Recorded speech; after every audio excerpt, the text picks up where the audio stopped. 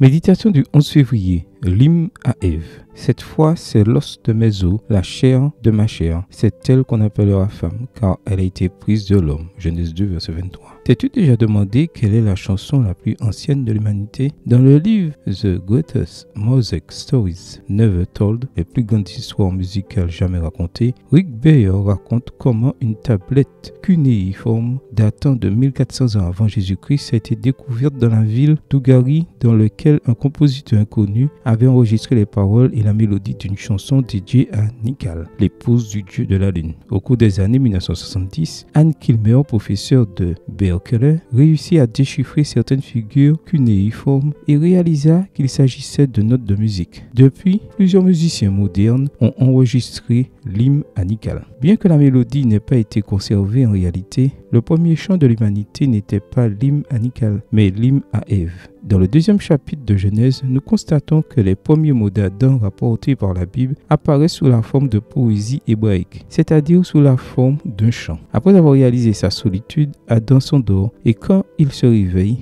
la première chose qu'il voit est Ève. Puis il chante. Cette fois, c'est l'os de mes os, la chair de ma chair. C'est elle qu'on appellera femme, car elle était prise de l'homme. Genèse 2, verset 23. L'hymne à Ève est composé de 2 vers et chacun transmet une leçon sous l'idéal divin pour ta vie amoureuse. Dans la première ligne, Adam reconnaît qu'Ève est de sa chair et de ses os. C'est-à-dire qu'Adam reconnaît qu'Ève est sa contrepartie et en même temps son égale. Il y a ici un sentiment d'appartenance, d'égalité et de complémentarité qui doit être présent dans toute relation saine. Dans la deuxième ligne, Adam reconnaît que c'est Dieu qui lui a donné une compagne convenable. Sans Dieu comme guide, il ne peut y avoir de relation saine ni de mariage réussi, puisqu'il est l'architecte de la ville, puisqu'il est l'architecte de la famille. Le premier chant de l'humanité n'est pas un hymne à une divinité païenne, mais un chant d'amour qui reconnaît Dieu comme le créateur de la relation la plus unique et la plus inspirante qui existe dans ce monde, l'union d'un homme et d'une femme dans un mariage sacré. Amen. Bonne journée à toi et que le Seigneur te bénisse.